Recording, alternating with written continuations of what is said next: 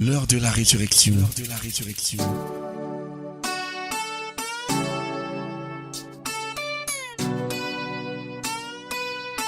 L'heure de la résurrection. L'heure de la résurrection. C'est l'occasion pour vous d'entrer en contact avec la puissance qui ressuscita Jésus-Christ d'entre les morts. L'heure de la résurrection. La résurrection. Et parole de foi pour la transformation de votre situation et la victoire sur vos ennemis. L'heure de la résurrection. Pour vous servir, le révérend pasteur Asimba Roger de la congrégation baptiste camerounaise Paroisse Rema Center. L'heure de la résurrection. L'heure de la résurrection. L'heure de la résurrection. L'heure de la résurrection. La résurrection.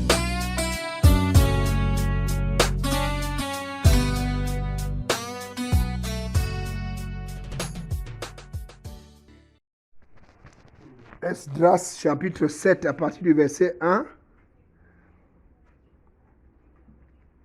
Et nous voulons lire du verset 1 jusqu'au verset 10. Quelqu'un a une version en français là pour la lire pour nous.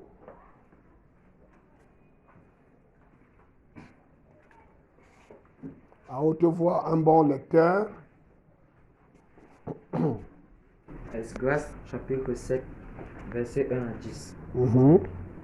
Après ces choses, sous le règne d'Artaxerxès, roi de Perse, vint Esdras, fils de Séraja, fils d'Azaria, fils de Ilkija, fils de Shalom, fils de Jatok, fils d'Achidjuk, fils d'Amaria, fils d'Azaria, fils de Merachot, fils de Séraja, fils d'Uzi, fils de Pouki, fils d'Abishua, fils de Fini, fils d'Éléazar, fils d'Aaron, le souverain sacrificateur.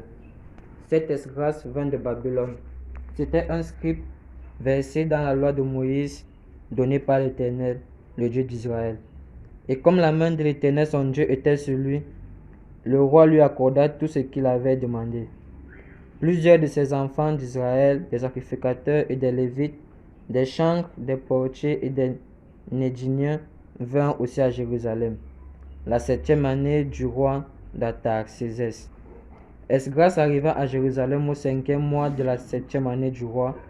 Il était parti de Babylone le 1er jour du 1er mois, et il arriva à Jérusalem le 1er jour du 5e mois, la bonne main de son Dieu étant sur lui, car Esdras avait appliqué son cœur à étudier et à mettre en pratique la loi de l'Éternel, et à enseigner au milieu d'Israël les lois et les ordonnances. Amen. Amen.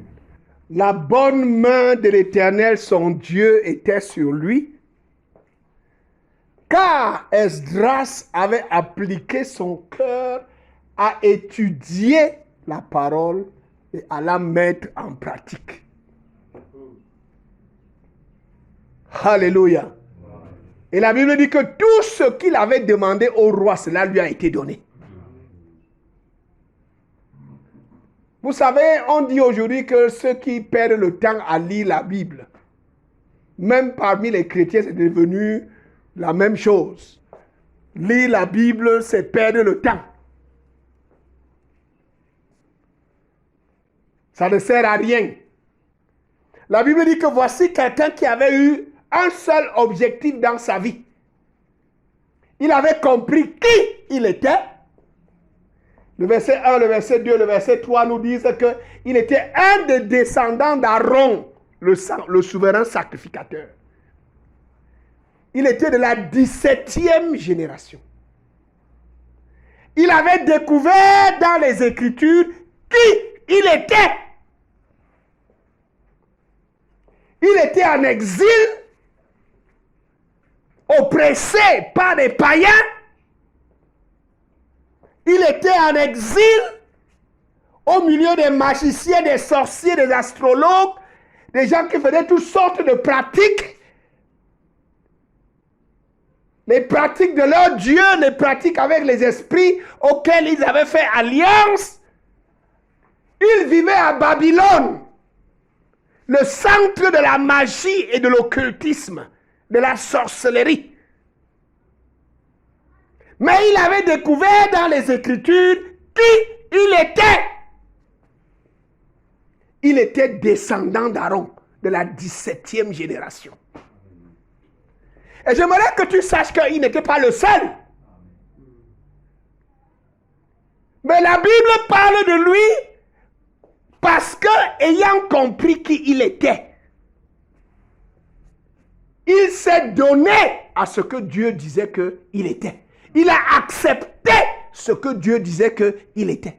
Beaucoup aujourd'hui ont des problèmes parce qu'ils refusent d'accepter ce que Dieu dit d'eux.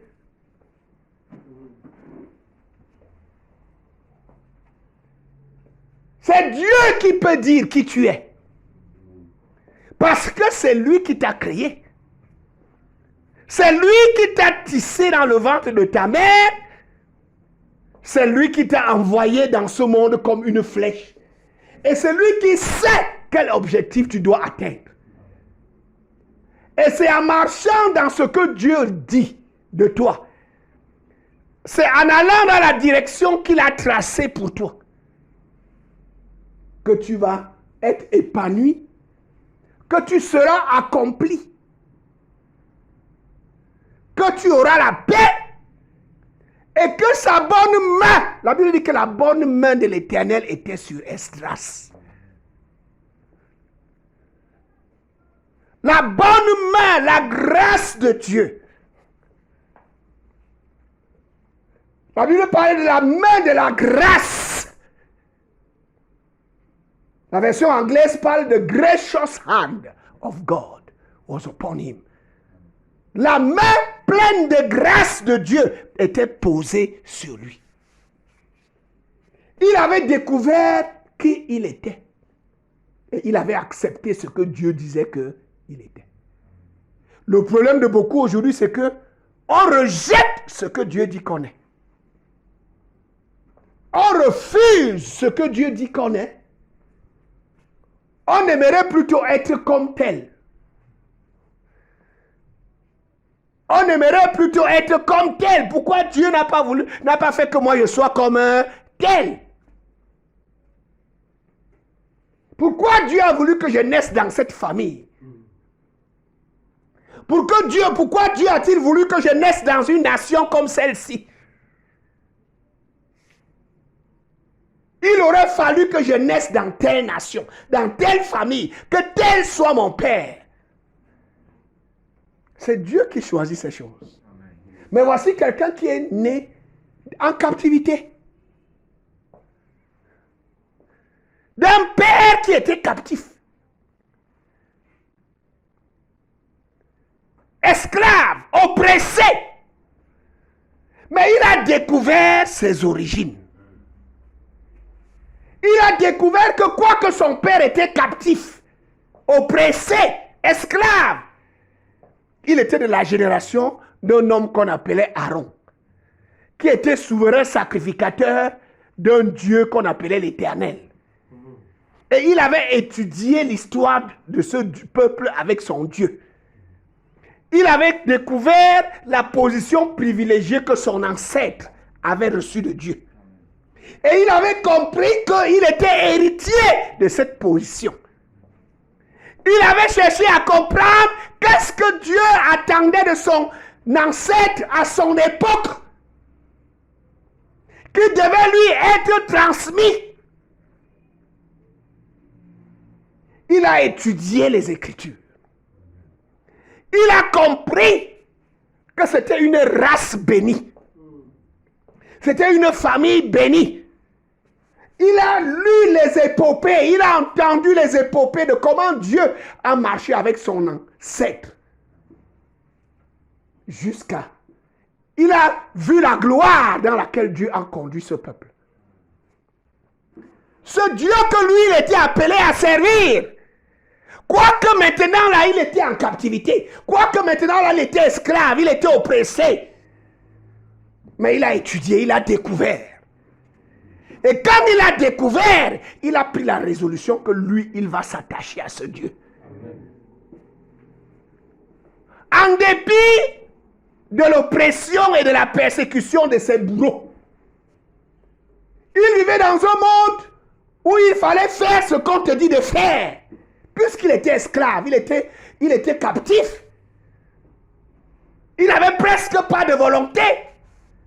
Il devait faire ce que les maîtres lui demandaient de faire. Ceux qui les avaient déportés, qui les avaient amenés en captivité, il était soumis à leur volonté.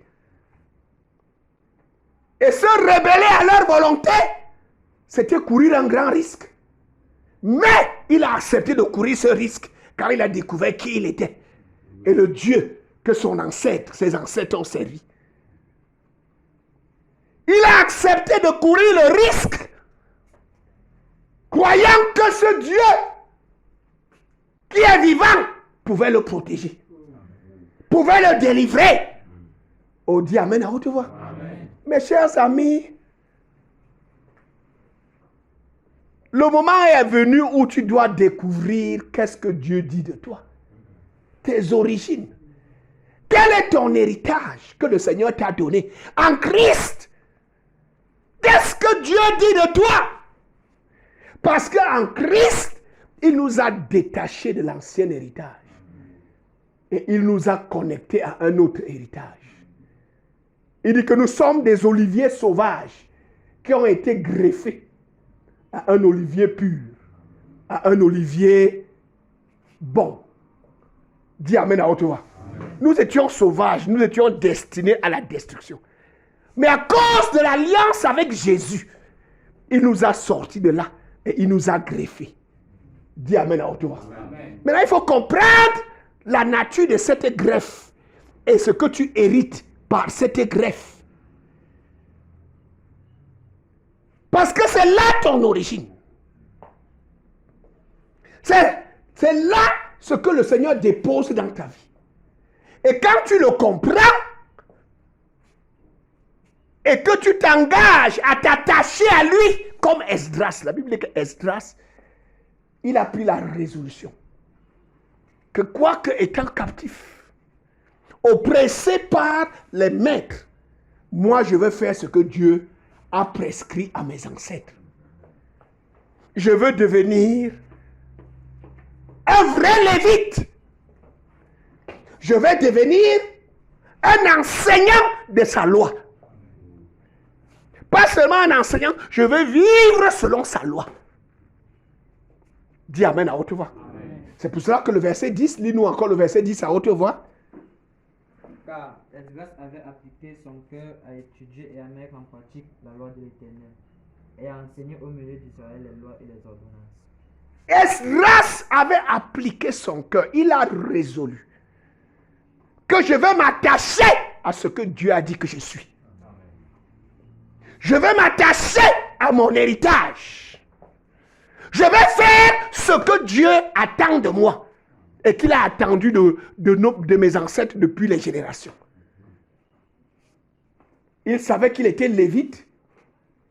Il a découvert qu'il était lévite et que les lévites étaient un peuple que le Seigneur a mis à part pour étudier la Bible et pour enseigner la Bible aux enfants d'Israël.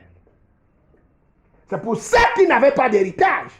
Il n'avait pas de territoire comme héritage, comme les autres tribus. Parce que eux, ils devaient avoir des villes au milieu d'Israël dans tout le pays. Parce que leur travail était de connaître la parole, de maîtriser les Écritures et d'enseigner, d'être comme la conscience du peuple, au milieu du peuple. Pour leur dire que non, ce n'est pas comme ça que le Seigneur veut. Ce n'est pas ce que le Seigneur dit. Ce n'est pas ce qui est écrit. Voilà ce que le Seigneur a dit et il explique pour que le peuple fasse vivre comme le Seigneur a demandé. C'était ça le rôle des Lévites. Dis Amen à haute voix. Et quand Esdras comprend ça, il comprend son appel. Mon appel n'est pas au chantier. Mon appel n'est pas dans le champ de plantain. Ou dans le champ de cacao, ou dans le champ de...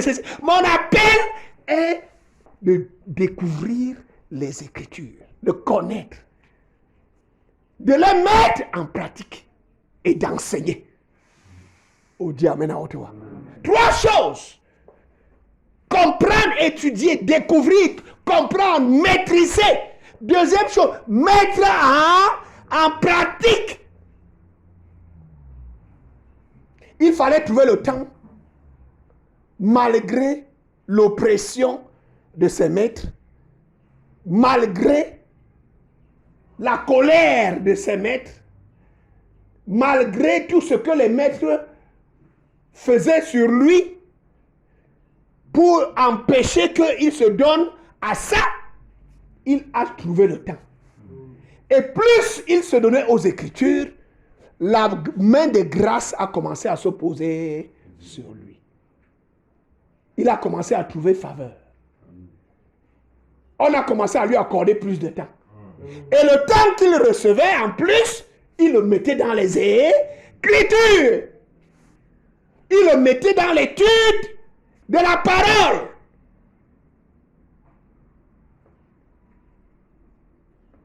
Et deuxième objectif, c'était de mettre la parole en pratique.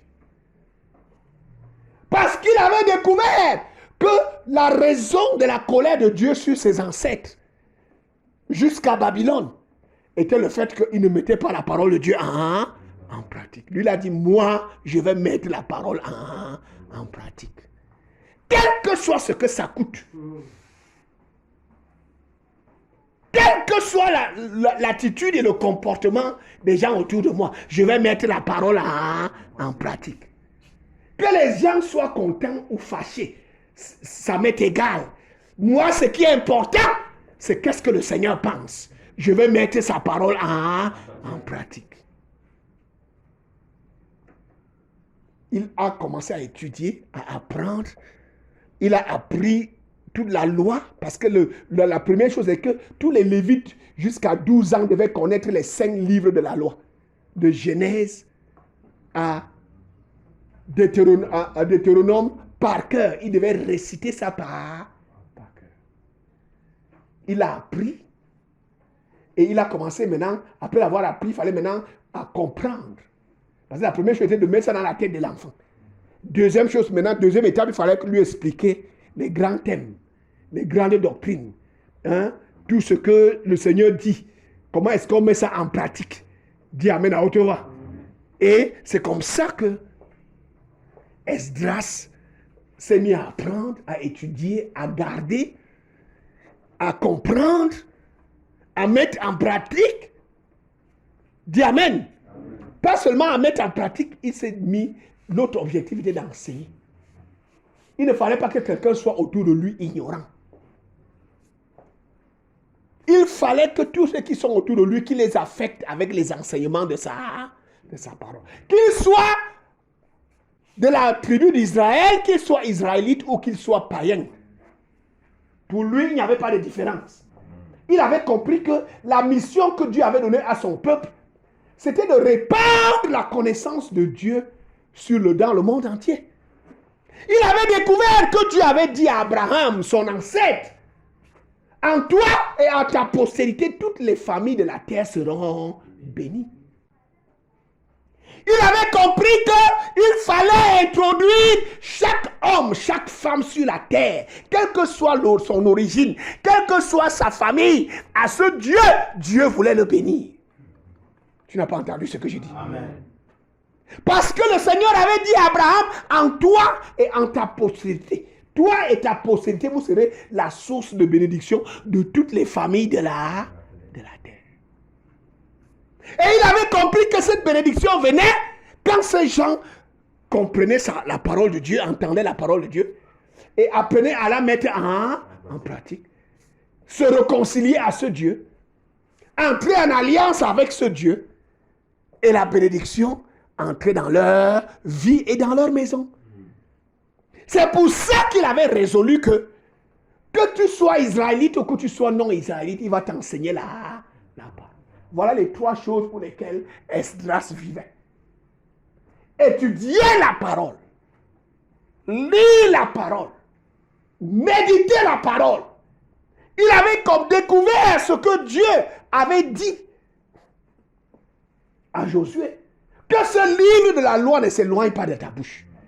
Mais dites-le jour et nuit, car c'est alors que tu auras le succès dans tes entreprises. C'est alors que tu réussiras. Et lui, il était au fond du gouffre. Il était en captivité. Ils avaient perdu même leur pays. Ils avaient perdu leur territoire. Ils avaient été déportés.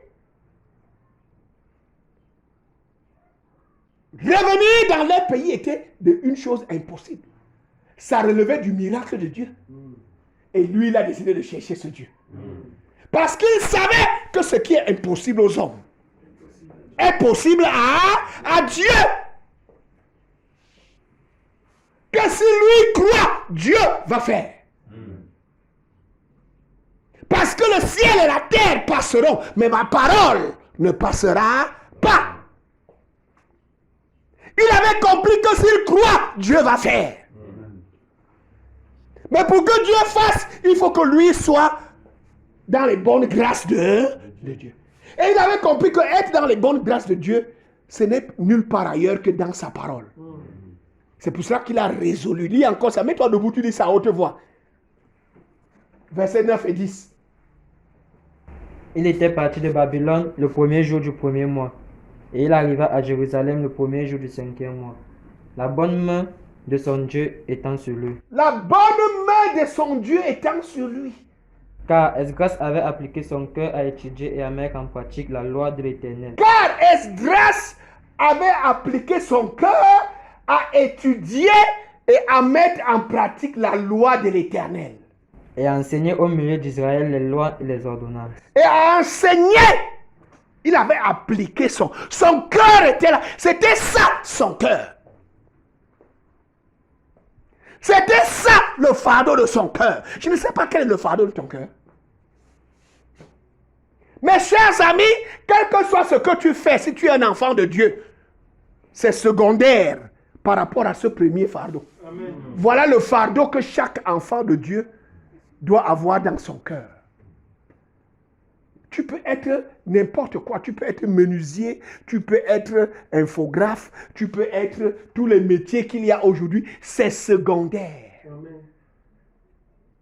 Et chez les Juifs, jusqu'à aujourd'hui, il y a le métier qu'on enseigne à un enfant. Mais la première chose, c'est qu'ils soient attachés à Dieu. Et qu'ils obéissent à la loi de Dieu. Qu'ils fassent le travail de Dieu. Parce qu'ils avaient compris qu'ils étaient une race particulière que Dieu avait suscitée pour répandre sa connaissance dans le monde. Tu n'as pas compris ce que j'ai dit?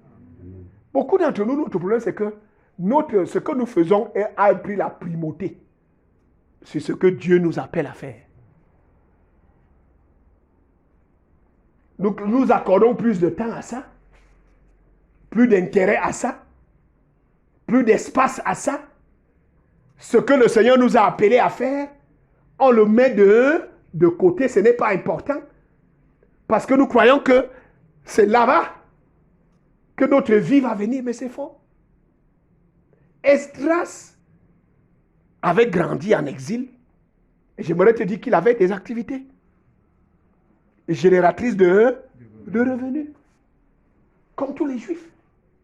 Mais, étant en captivité, il savait que ce qu'il travaille, quel que soit ce qu'il a appris, les bénéficiaires, c'est les Babyloniens. Est-ce que quelqu'un entend ce qu'il dit? Les bénéficiaires, c'est qui? C'est les Babyloniens. C'est les gens pour lesquels il travaillait. Même si on lui donnait un salaire, il avait compris que non, sa vie n'était pas le salaire. Mais beaucoup d'entre nous aujourd'hui, notre vie, c'est le salaire. C'est notre salaire qui est notre vie. Donc, nous faisons tout pour ménager ça. Ce que Dieu dit, ce que Dieu nous appelle à faire, nos origines et la responsabilité qu'il a placée sur nous, on pousse ça de côté. Ce qui nous donne le salaire devient la première. Mais Babylone, il a compris qu'à Babylone, moi je suis d'abord, je ne suis pas dans mon pays ici. Quel que soit ce que je peux faire ici, ça va rester, c'est pour les Babyloniens. il faut d'abord que qu'on retourne dans notre pays. Et ça relève du miracle. Après près de 70 ans d'exil, de captivité, retourner dans ta nation, ça relevait du miracle. Mais il savait que le Dieu de ses ancêtres était un Dieu de miracle. Il savait ce que ce Dieu avait. Mon ami, il faut déjà que tu vois clairement ce qui est important pour ta vie. Parce que s'il avait continué à croire que c'est le salaire qu'on lui donnait qui était important, mon ami, tout ce que nous lisons de sa vie là, on n'allait jamais voir. Il a compris que le salaire, c'est pour qu'il mange. C'est pour qu'il s'occupe d'une ou deux ou trois choses. Mais ce n'est pas pour ça qu'il vit. Oh, tu n'as pas entendu ce que je dis. Parce que si, mon ami, tu passes ton temps à vivre pour le salaire et puis pour avoir une bonne retraite, c'est-à-dire que la CNPS te donne l'argent chaque mois, tu es perdu. Ce n'est pas pour ça que Dieu t'a envoyé sur la terre. Tu as passé toute ta vie à travailler pour les autres et tu vas mourir sans faire ce que Dieu t'a appelé à faire. Il avait compris son appel. Dans les Écritures, on est venu demander à Jean-Baptiste un jour, toi tu dis que tu es qui? Il a répondu par les Écritures. Tu n'as pas entendu ce que j'ai dit.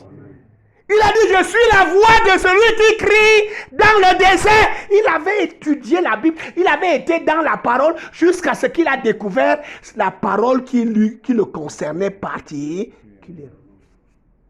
Est-ce que tu as découvert ce que Dieu t'appelle à faire dans les Écritures? Esdras a découvert qu'il était descendant d'Aaron. Il a étudié la vie d'Aaron et de ses enfants. Et il a compris ce que Dieu appelait Aaron et ses descendants à faire. Ayant compris ça, il a résolu que c'est ça que moi je vais faire, même si comme je suis en captivité. Seigneur, ici là, je vais faire ce que tu as demandé à mes ancêtres de faire. C'est là où la bonne main, la grâce de Dieu a commencé à se poser sur lui. Tu vis pour ton salaire. Mon ami, tu es malheureux. Tu vas aller dire à Dieu au ciel que j'ai eu un salaire pendant tout le temps. Et puis mon ami, ce n'est pas pour le salaire. Le salaire, c'est pour une ou deux choses. Pour que tu manges, que tu aies l'argent de transport, que tu fasses ceci à tes enfants, une ou deux, trois choses. D'abord, ça ne peut même pas suffire. Mais nous voyons ici Esdras. La Bible dit que tous, quand il s'est donné, la grâce de Dieu a commencé à couler sur lui. Dieu a commencé à lui ouvrir les portes. Et comme il avait la résolution que lui, il étudie la Bible, il la met en pratique et il enseigne à tous ceux qui sont autour de lui. Dieu lui a ouvert les portes jusqu'à ce que Esdras est entré au palais du roi. Et par son ministère, il a affecté le roi et tous ses conseillers. Tu n'as pas entendu ce que j'ai dit? Ouvrons nos Bibles, ouvrons nos Bibles. Chapitre 8, nous sommes au chapitre 7. Hein? Maintenant, lisons à partir du verset 12. Verset 11. Lis à partir du verset 11 jusqu'au verset 20. Quelqu'un d'autre va nous lire à haute voix. Je veux les gens qui lisent très fort. Esdras, nous sommes dans Esdras, chapitre 7. Oui, jusqu'au verset 20. Voici la copie de la lettre donnée par le roi Artaxerxès à Esdras. Écoutez, voici quoi? La copie de quoi? Relis encore ça. Voici la copie de la lettre donnée par le roi Artaxerxès à Esdras, sacrificateur et scribe. Voici la copie de la lettre que le Seigneur, le roi, donne à Esdras, scribe et sacrificateur. Amen. C'est le cahier de charge. Le roi écrit particulièrement à Esdras. Lis maintenant ce que le roi dit à Esdras. Enseigne les commandements et les lois de l'Éternel concernant Israël. Ce n'est pas... Enseignant... écoute. Enseigne. Ce n'est pas un roi d'Israël. Maintenant, continue. Artaxerxès, roi des rois, à Esdras, sacrificateur et scribe, versé dans la loi du Dieu des cieux.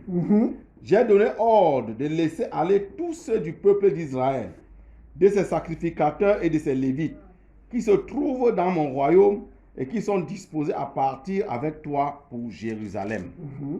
Tu es envoyé par le roi et ses 7 conseillers pour inspecter Juda et Jérusalem d'après la loi de ton Dieu, Écoute, laquelle est entre tes mains. tu es envoyé par qui? Par le roi. Répondez-moi à haute voix, vous avez les Bibles ouvertes. Tu es envoyé par qui? Par le roi. Le roi est qui? Et ses 7 conseillers. Tu comprends ce que ça veut dire?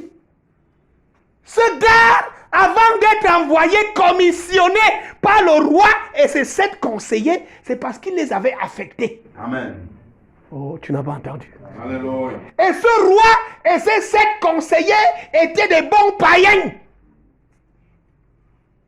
Ce n'étaient pas des juifs, ce n'étaient pas des israélites.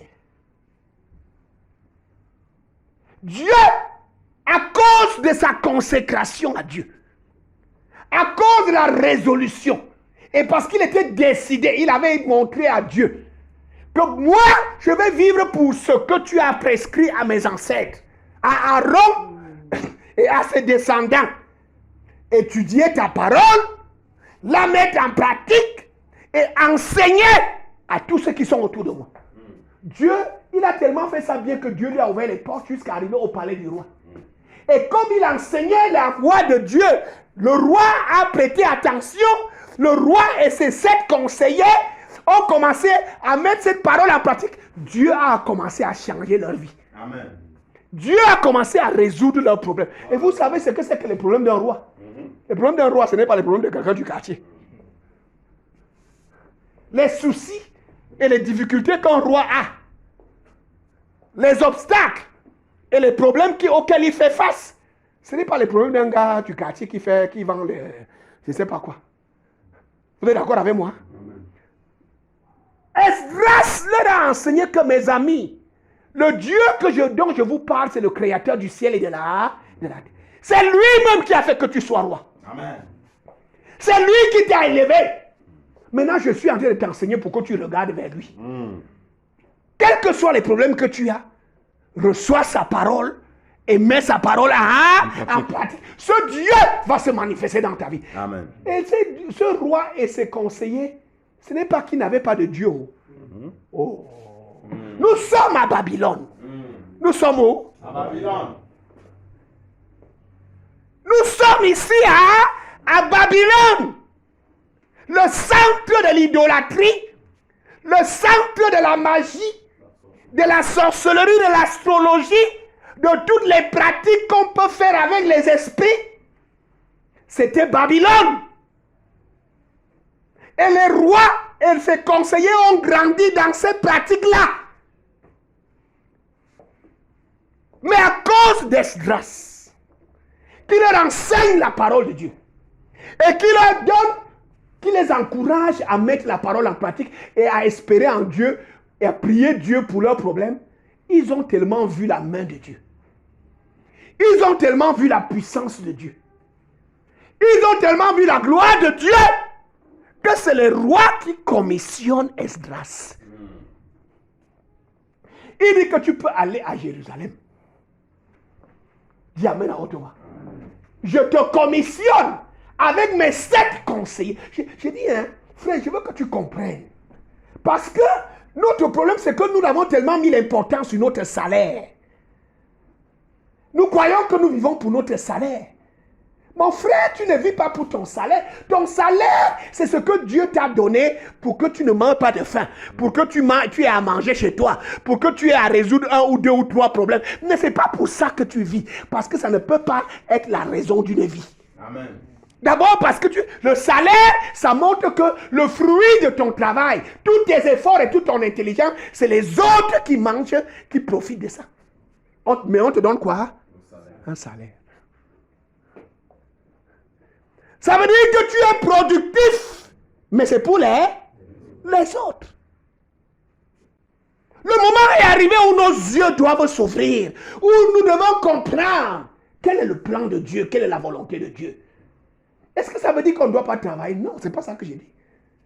Je suis en train de dire que tu ne dois pas vivre pour le travail. Si tu vis pour ça, tu vas finir frustré dans ta vie.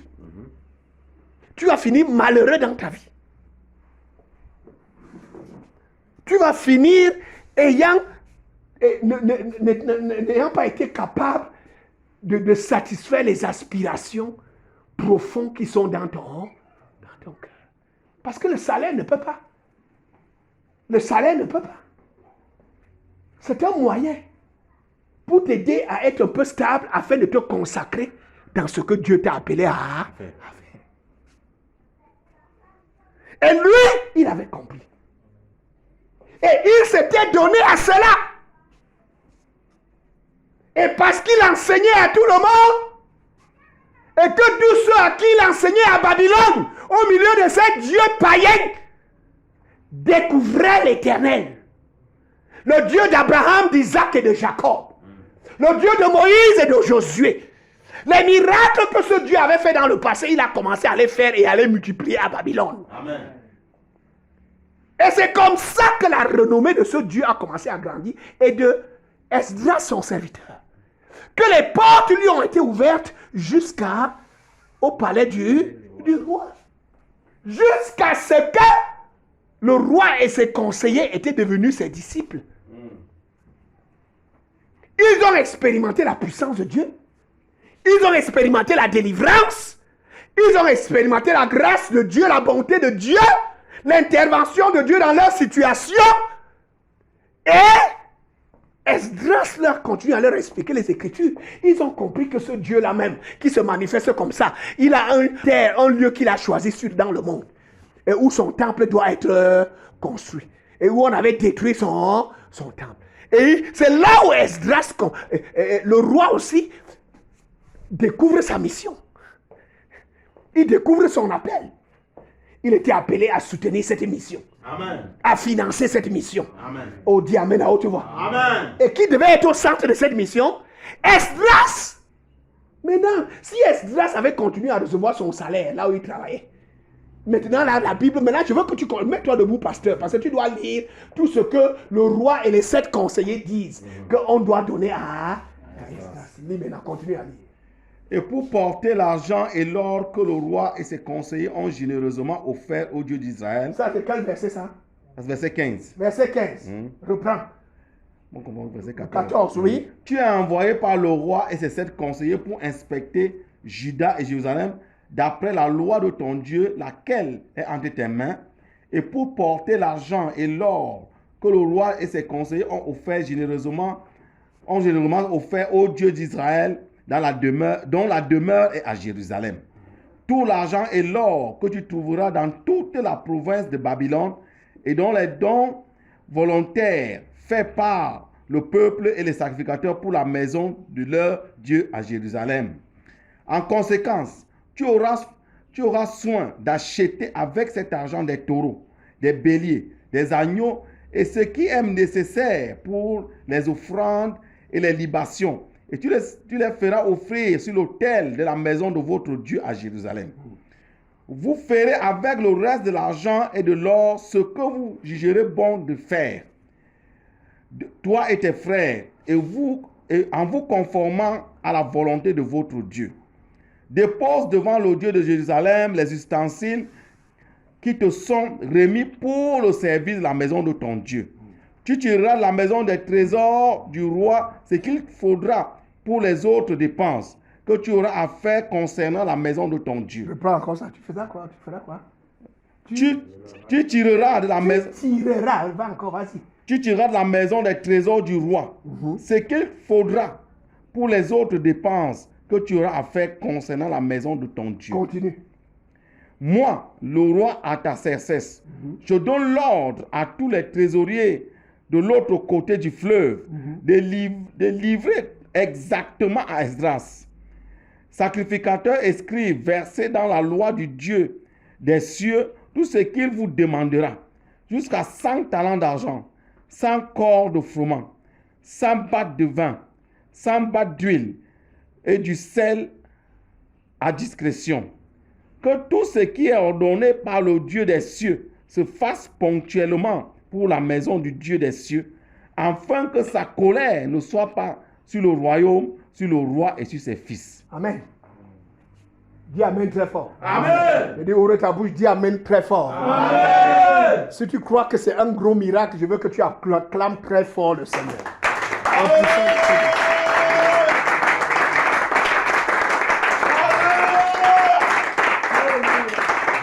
Alléluia. Maintenant, imaginez que Esdras s'était contenté de son salaire. Est-ce qu'il y a match entre son petit salaire qu'il avait, même si c'était un gros salaire de millions, et ce qu'il lui est donné ici? Jamais. On parlait de l'or, de l'argent, du froment, de tout ce qui est bien. Il dit que le roi d'abord a fait des offrandes avec tous ses conseillers. Il a ordonné que dans toute la province de Babylone, que les gens fassent des offrandes. Amen. Et que Esdras gère ça pour la maison de eux. Il dit que si ce n'est pas suffisant, j'ordonne à tous les trésoriers de l'autre côté. Amen. Que tout ce que Esdras aura besoin pour la maison de son Dieu, donnez-lui. Il lui donne des chèques.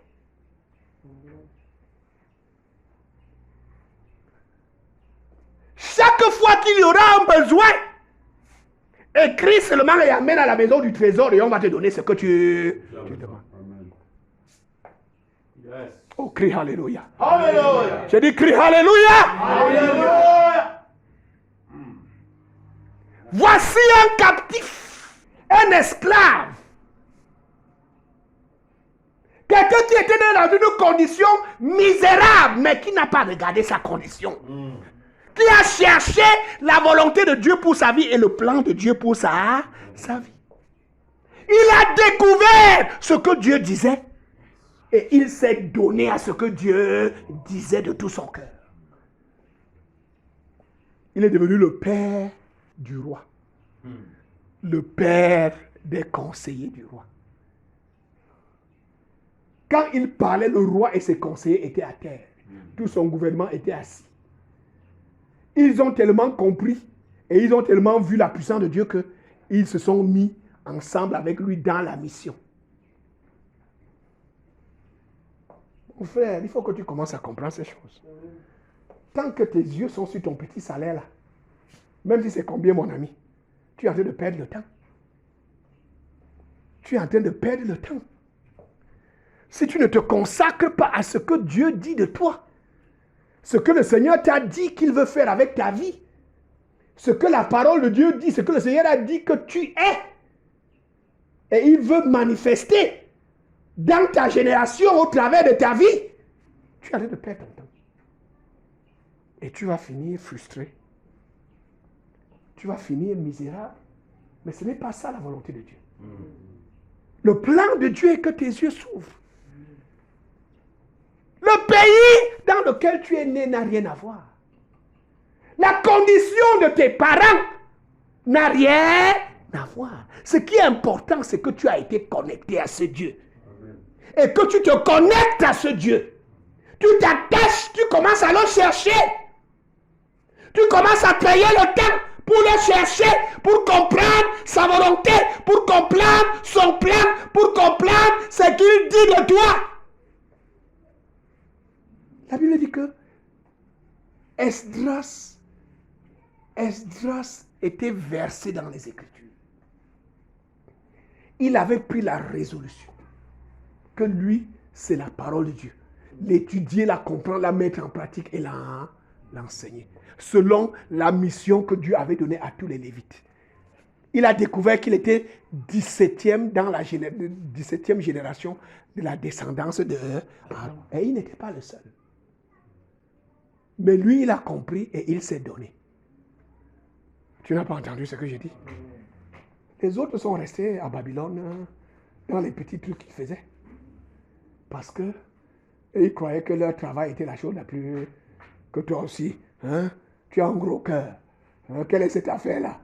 Contente-toi de ce que tu as. Hein? Tu es qui là? Que tu veux montrer que quoi? Et voilà le gars qui a ouvert les portes. Non seulement pour que plusieurs soient demandés de rentrer, mais aussi ne rentrer pas n'importe comment. avec les moyens qu'il leur fallait pour aller à Jérusalem, établir l'adoration de Dieu et continuer à adorer Dieu, payé par les trésors du roi. Est-ce que ce Dieu peut encore faire ces choses ce jour? Maintenant, je veux que tu répondes. Tu crois que ce Dieu peut encore faire ces choses aujourd'hui? S'il peut encore faire ça, il t'attend, il te regarde. Si tu dis que tu crois, il t'attend. Il est étonné de ce que le temps passe. Il ne te voit pas. Il est étonné de ce que le temps passe. Il ne voit pas ta décision que tu as prise dans ton cœur. Au contraire, tu luttes pour eux, pour que ta vie produise pour les autres. Mettant de côté ce que lui, il a décidé que ta vie doit produire pour le royaume. Qui va distinguer ta vie? Qui va te mettre sur un piédestal? Qui va faire à ce que tu sois une personne différente? Il a découvert que Dieu était dans sa parole. Il a mis Dieu à l'épreuve. Il a dit, Seigneur, même si je suis né en captivité, mon père captif, esclave, on le maltraite matin, midi, soir. Moi-même, je suis dans la même projection. Mais ce que j'ai découvert là, je me donne à ça. Amen. Tu vas me montrer si tu es le même Dieu. Le Dieu d'Abraham, le Dieu d'Isaac, de Jacob, le Dieu de mon ancêtre Aaron. Alléluia. Le Dieu du frère de mon ancêtre Moïse. Parce que je lis et je vois tout ce que tu as fait avec eux. Tu vas me montrer si tu es ce Dieu-là. Le gars a pris la décision. Et il était radical dans sa décision. Personne ne peut changer ses résolutions. Tu étais qui? Il était dans la parole. Et quand il comprenait quelque chose, il mettait ça en pratique.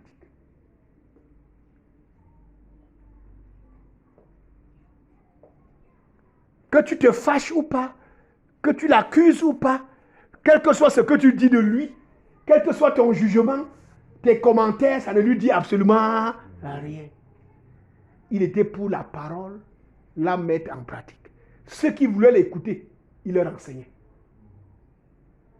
Et ceux qui recevaient ses enseignements et qui les mettaient en pratique comme lui, on voyait la différence dans leur vie.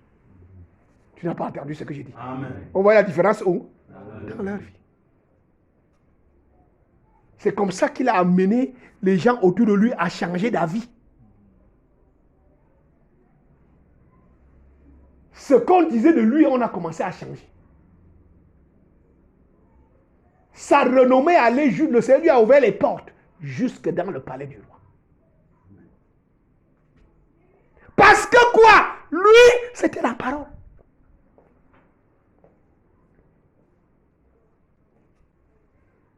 Il ne l'étudiait pas pour quelqu'un. C'était d'abord pour lui, lui-même, la mettre en pratique. Il voulait voir ce Dieu-là. Il voulait voir ce Dieu-là. Et quand il a commencé à découvrir ce Dieu-là, il a continué à mettre en pratique. Et il a commencé à dire à ce Dieu-là que vraiment, cette honte-ci doit finir. Quelle est cette affaire qu'on est à ton peuple, nous, et tu es puissant comme ça, et nous on est en captivité. Tu dois nous faire rentrer. Ça relevait de l'impossible, du miracle. Mais Dieu a fait le miracle, amen, selon ce qu'il a demandé. Dis amen à haute voix. Dieu a commencé à toucher les gens, comme il a enseigné la parole. Et ceux qui recevaient la parole la mettaient en pratique. Leur vie était changée. Ils découvraient ce Dieu. Au milieu de tous les dieux de Babylone, on découvrait qu'il n'y a pas un autre Dieu comme ce Dieu. Le Dieu d'Israël. C'est le vrai Dieu. C'est le Dieu tout-puissant. C'est le créateur du ciel et de la terre.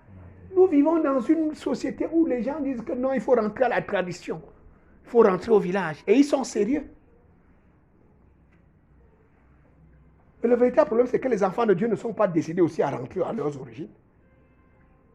Parce que quand tu as donné ta vie à Jésus, tes origines, c'est le Dieu d'Abraham, d'Isaac et de Jacob. Tu es greffé. Tu es un olivier sauvage que Dieu prend D'après Romains chapitre 9, il lave et il fait quoi? Il te greffe. Il te greffe à Jésus-Christ. Le vrai cep. Pour que tu commences à recevoir la sève qui vient de lui. Il te fait changer d'origine. C'est ça la vérité de l'évangile. Mais le problème aujourd'hui, c'est que les enfants de Dieu ne comprennent pas. Et même ceux qui ont compris ne sont pas sérieux. Quand Esdras avait compris, il a commencé à chercher. Qu'est-ce que Dieu dit? Qu'est-ce qu'il me dit? Qu'est-ce qu'il pense? Qu'est-ce qu'il veut? Et quand il a compris, il s'est donné à ça. Et la Bible dit que la bonne main, la main de la grâce était sur lui. Est-ce que quelqu'un entend ce que dit? Mon ami, tu veux la grâce? Et nous sommes dans la période de la grâce. Le Seigneur nous a parlé le mois passé de la faveur, la grâce.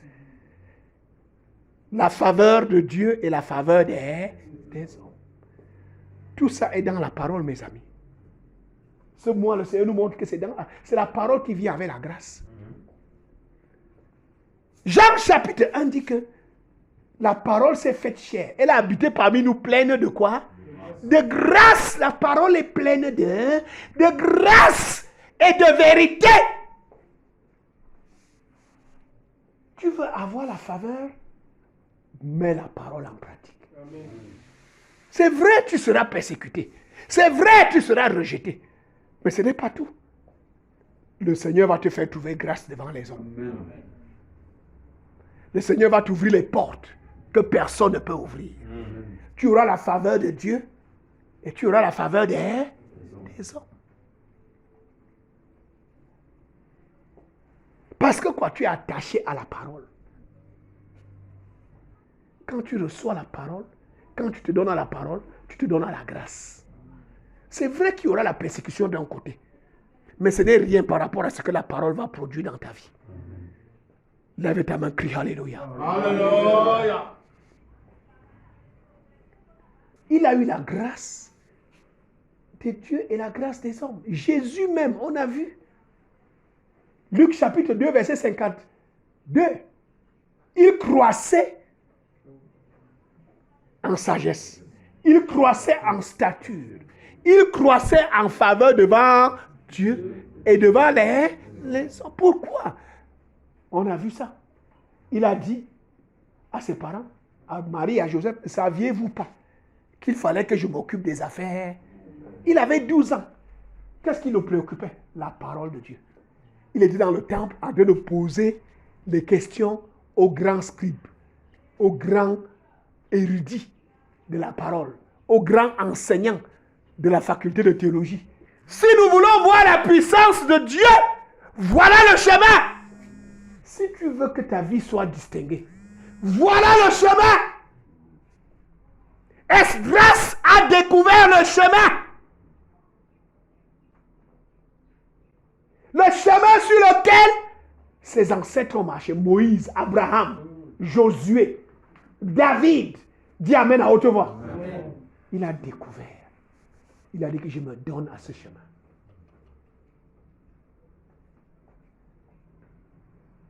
La Bible, on le décrit. Scribe, versé dans les Écritures. Tout ce qu'il connaissait. C'était quoi? Les Écritures.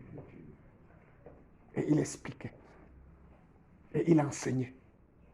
Et tous ceux qui recevaient ses enseignements, leur vie changeait. Parce que comme lui, il mettait la parole de Dieu en pratique. Et la main de Dieu à Babylone. Dis à haute voix Babylone. Babylone. Là où il y avait toutes sortes de dieux étrangers. La main de l'Éternel était sur eux. Et la main de l'Éternel se manifestait.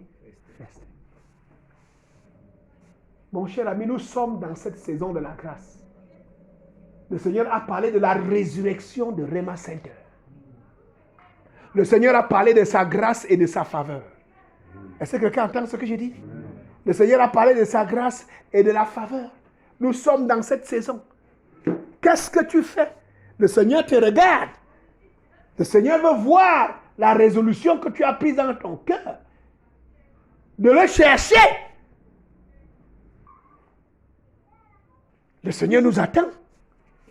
Le Seigneur veut agir. Le Seigneur veut transformer. Le Seigneur va apporter une révolution spirituelle. Mais il veut les gens qui sont comme Esdras.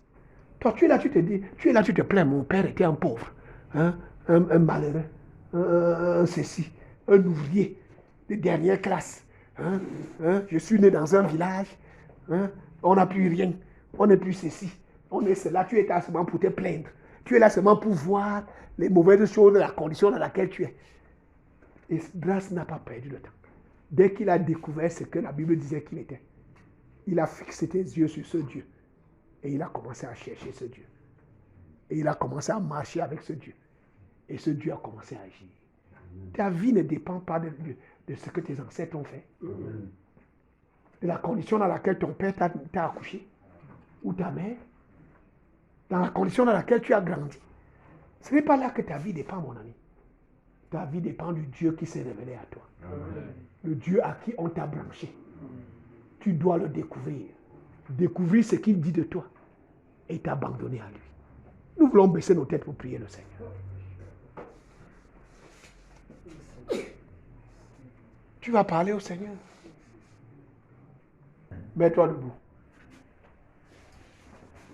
Dis à haute voix, Seigneur Jésus. Seigneur Jésus, Que mes yeux s'ouvrent. que mes yeux s'ouvrent Pour comprendre mes origines. pour comprendre mes origines Et ce que tu dis à propos de moi. et ce que tu dis à propos de moi. Seigneur Jésus. Seigneur Jésus, Donne-moi le cœur d'Esdras. donne-moi le cœur d'Esdras Qui va te chercher. qui va te chercher, Qui va comprendre ta parole. qui va comprendre ta parole Et la mettre en pratique. et la mettre en pratique.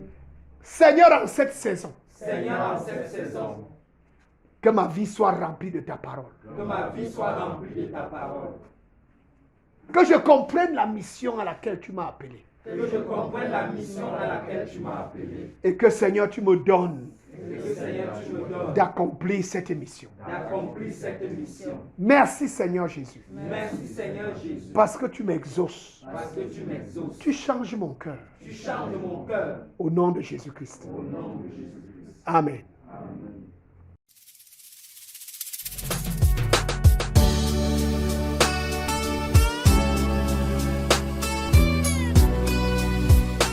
C'était l'heure de la résurrection présentée par le pasteur Assimba Roger de la congrégation baptiste camerounaise Rema Center.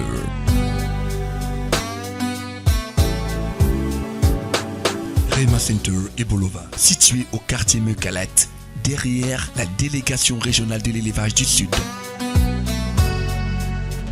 Vous avez écouté ce message et vous désirez nous contacter pour d'éventuelles prières et conseils. N'hésitez pas à contacter nous à ces numéros 677 38 26 83 671 06 73 49 671 07 14 68. L'heure de la résurrection.